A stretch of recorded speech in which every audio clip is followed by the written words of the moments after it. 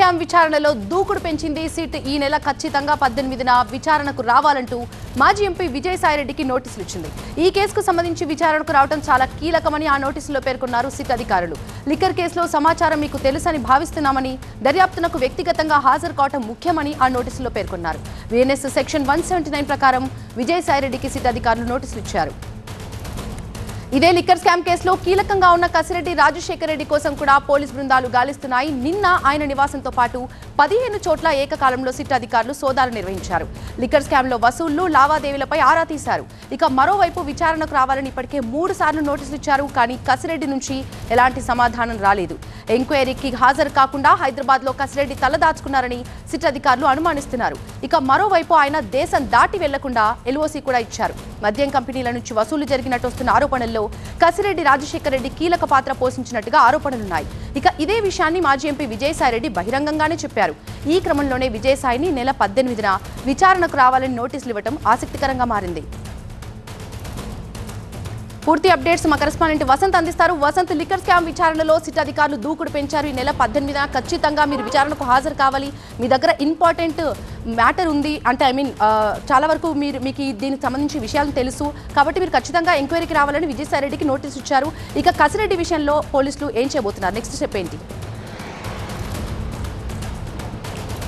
So ప్రస్తుతం liquor కేసులో అక్రమాలను నిగ్గు తేల్చేందుకు సిట్ దూకుడుగా విచారణ చేపడుతోంది. అందులో భాగంగానే ప్రస్తుతం ఈ కేసులో ప్రధానంగా ఆరోపణలు ఎదుర్కొంటున్న కీలక నిందితుడిగా భావిస్తున్న వసూళ్ల నెట్వర్క్లో కీలకంగా వ్యవహరించినటువంటి ఎవరైతే కసిరెడ్డి రాజశేఖర్ రెడ్డి ఉన్నారో ఆయనకు సంబంధించినటువంటి బంధువులు ఆయన నివాసాల్లో నిన్న 15 బృందాలకు విడిపోయి హైదరాబాద్లో ఇటు సిట్ అధికారులు సోదాలు నిర్వహించారు. తాజాగా ఇటు ఇదే కేసులో విచారణకు హాజరు కావాలంటూ కూడా వైఎస్ఆర్ కాంగ్రెస్ పార్టీకి చెందినటువంటి మాజీ ఎంపీ, ఆ పార్టీకి చెందినటువంటి కీలక నేత, ఇటీవల YSR Congress party good bye చెప్పినటువంటి విజయసాయిరెడ్డికి ఈరోజు సిట్ అధికారులు నోటీసులు పంపారు. ఈ నెల 18వ తేదీన విచారణ హాజరు కావాలంటూ కూడా ఆ నోటీసులో పేర్కొన్నారు. చాలా స్పష్టంగా ఈ కేసులో అన్ని వివరాలు కూడా విజయసాయిరెడ్డికి తెలుసు కాబట్టి ఈ కేసులో వివరాలకు సంబంధించినటువంటి వాటన్నిటితో కలిపి ఈ నెల 18వ తేదీన విజయవాడలో ఉన్నటువంటి సిట్ కార్యాలయానికి విచారణకు హాజరు కావాలంటూ కూడా ఆ నోటీసులో పేర్కొన్నారు. ప్రధానంగా విజయసాయిరెడ్డికి సంబంధించినటువంటి అంశంలో నోటీసులు ఇవ్వడానికి ప్రధానమైనటువంటి కారణం ఆయన ఇటీవల విజయవాడలో సిఐడి కార్యాలయంలో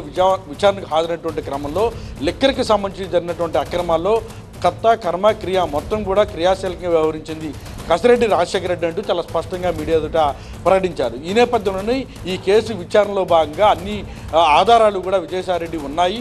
అందుకు సంబంధించి విచారణకు హాజరు కావాలంటూ కూడా ఆ నోటీసుల్లో చాలా స్పష్టంగా సిట్ అధికారులు పేర్కొన్నారు. కసిరెడ్డి రాజశేఖర రెడ్డికి ఇప్పటికే 3 సార్లు నోటీసులు జారీ చేశారు. నిన్న 4వసారి నోటీసులు జారీ చేశారు. విచారణకు హాజరు కావాలని ఆ నోటీసుల్లో కూడా పేర్కొన్నారు. అయినప్పటికీ కూడా ఇప్పటివరకు రాజశేఖర రెడ్డి నోటీసులకి స్పందించలేదు, విచారణకు సైతం హాజరు కాలేదు. మరొక హైకోర్టును సైతం ఆదరించారు.